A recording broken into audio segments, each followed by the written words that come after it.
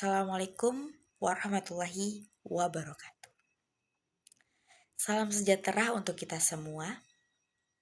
Perkenalkan, nama saya Adinda Mutmainah, jurusan D4 Kearsipan Informasi Rekam Data, Fakultas Hukum, Ilmu Sosial dan Ilmu Politik Universitas Terbuka. Pada kesempatan kali ini, saya akan menyampaikan laporan singkat mengenai dampak efisiensi anggaran terhadap sektor pendidikan. Apa sih itu efisiensi anggaran?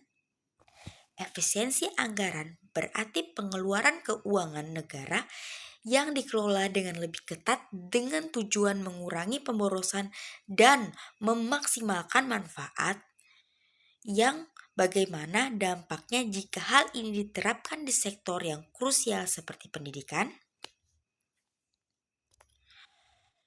Penghematan negara versus kualitas pendidikan. Efisiensi bisa membawa dampak yang begitu positif jika dilakukan dengan tepat sasaran. Contohnya mengurangi anggaran untuk kegiatan seremonial atau perjalanan dinas yang tidak mendesak.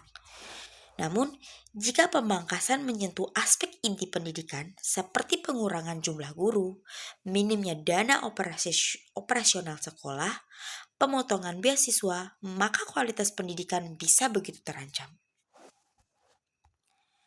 Seperti pada tahun 2024, anggaran pendidikan dipangkas sebesar 10% yang mengakibatkan 25% sekolah di daerah terpencil kekurangan guru.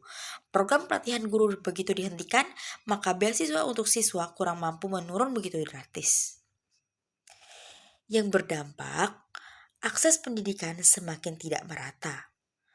Kualitas pembelajaran menurun dan juga motivasi guru dan siswa terganggu. Padahal, pendidikan merupakan investasi jangka panjang, bukan serta-merta membakar uang. Efisiensi anggaran seharusnya bukan berarti pemotongan yang membabi buta, tapi justru pengelolaan yang lebih bijak dan begitu strategis. Maka, beberapa solusi yang bisa kita lakukan antara lain begitu refocusing anggaran ke program yang begitu berprioritas, evaluasi dan audit program-program pendidikan secara berkala, penguatan kerjasama dengan sektor swasta dan masyarakat. Jika saja kita menarik data efisiensi anggaran dari kondisi pendidikan 2014 sampai dengan 2025 dalam kurun waktu tersebut, sektor pendidikan Indonesia mengalami dinamika yang cukup kompleks. Di satu sisi, efisiensi anggaran memang menjadi strategi pemerintahan untuk menjaga kestabilan ekonomi nasional. Di sisi lain, kebijakan efisiensi yang menyasar pada sektor pendidikan berdampak langsung pada kualitas layanan pendidikan itu sendiri. Seperti fakta pentingnya yaitu pada sejak 2014 ada berbagai upaya perbaikan seperti Kartu Indonesia Pintar, yaitu KIP, merupakan program wajib belajar 12 tahun dan pembangunan infrastruktur sekolah. Namun, dari pemangkasan anggaran di tahun-tahun tertentu, terutama saat pandemi dan krisis ekonomi global, yang menyebabkan keterlambatan peningkatan kualitas pendidikan.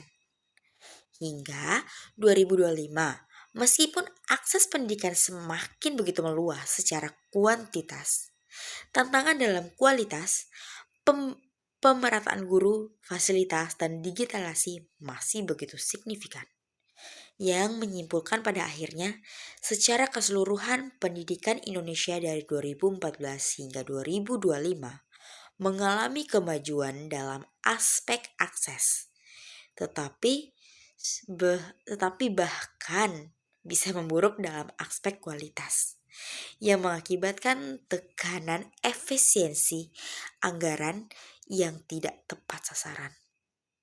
Oleh karena itu, efisiensi anggaran seharusnya dilakukan secara selektif dan begitu strategis, bukan justru mengorbankan masa depan generasi penerus bangsa emas. Efisiensi anggaran bukan musuh pendidikan, tetapi ia bisa menjadi bumerang jika tidak dilaksanakan dengan cermat. Mari kita bersama kawal agar setiap rupiah yang dihemat justru menguatkan, bukan melemahkan dunia pendidikan kita. Karena efisiensi anggaran pendidikan akan bermanfaat jika dilakukan dengan perencanaan yang begitu matang dan fokus pada peningkatan mutu belajar Indonesia.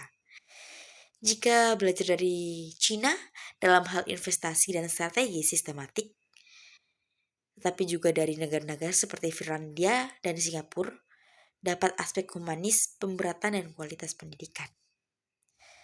Dan saya, Adina Mutmainah, terima kasih telah menyimak laporan ini. Wassalamualaikum warahmatullahi wabarakatuh.